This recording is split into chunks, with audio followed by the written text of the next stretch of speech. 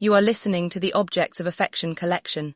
Study 16, the post-luxury masterpiece, Tino Sehgal This Exchange at Frieze London 2025. A previous constructed situation by Tino Sehgal.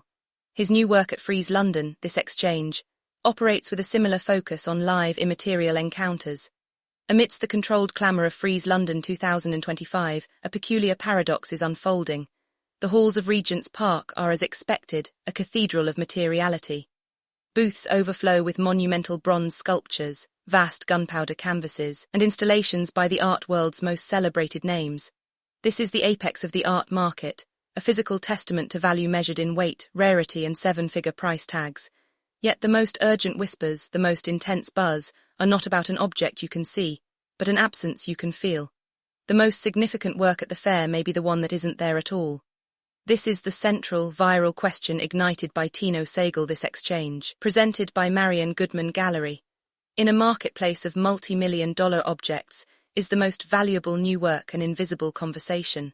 This Turner Prize-nominated artist has built a career on what he terms constructed situations, live, ephemeral encounters that exist only in the moment of their enactment.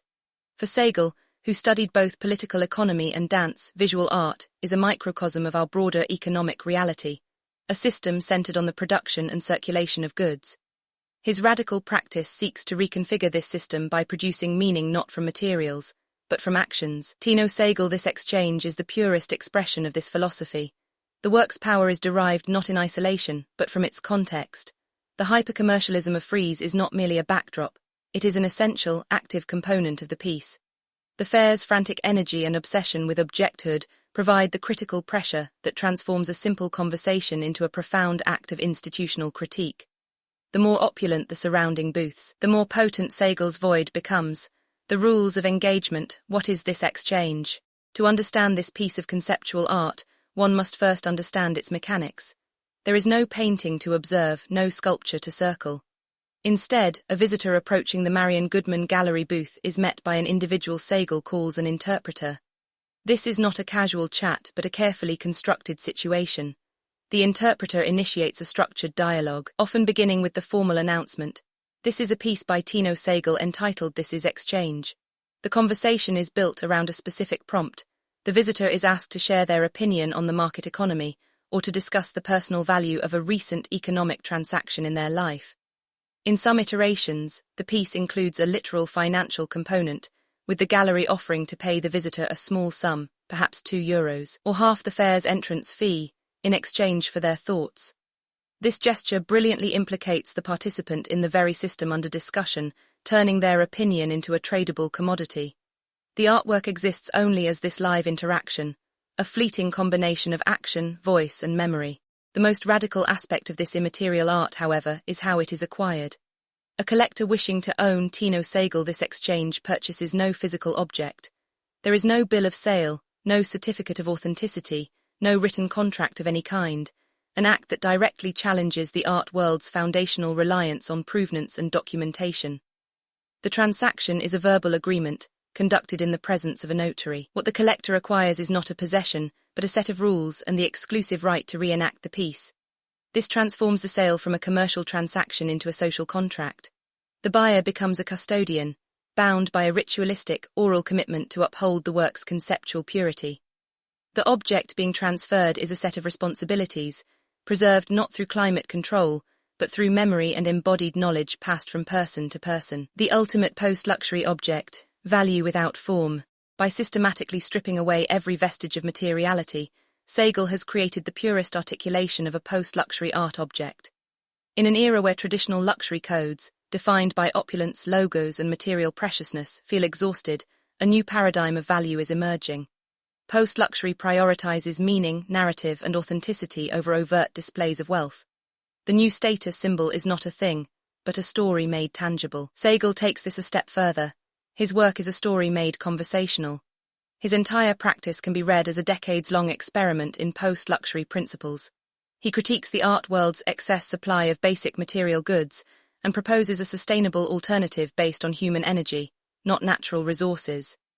In a world of infinite digital and physical reproducibility, the truly scarce commodity is a unique, unrepeatable, and undocumented live experience. Tino Sehgal This Exchange offers precisely that. Its value is protected by its absolute ephemerality. The work operates masterfully within the art market's logic. It is sold in editions, represented by a major gallery, and commands a high price, but applies these mechanisms to an anti-object. This is not a rejection of the market, but a sophisticated internal critique that attempts to change the system from within. This gesture places him in a lineage of artists who have interrogated the artwork as a commodity. Marcel Duchamp's Fountain, 1917, proved that an artist's designation could transform a mundane object into art, questioning authorship and originality. Decades later, Yves Klein took this dematerialization further with The Void, 1958, an exhibition where he presented an empty, whitewashed gallery as the artwork itself, forcing the audience to confront the value of pure space and concept. Sehgal pushes this logic to its ultimate conclusion. Where Duchamp dematerialized the artist's hand and Klein dematerialized the object, Sehgal dematerializes the gallery itself, leaving only the human interaction. Unlike Felix González Torres's Candy Spills, which offer a critique of permanence through a constantly depleting, yet replenishable physical object, Sehgal's work never exists as a material thing at all. It is a pure situation, a transaction of ideas that can be owned but never possessed. Devotion to the moment, a new object of affection.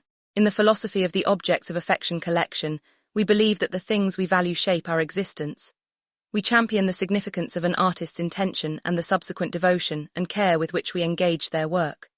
With Tino Sehgal This Exchange, these principles are tested and expanded.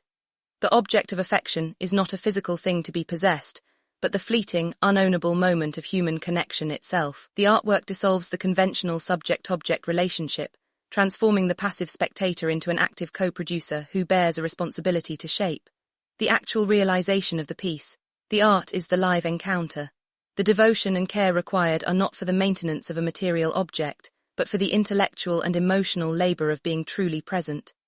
In a culture of perpetual digital distraction, the act of engaging in a focused, one-on-one conversation is a radical one.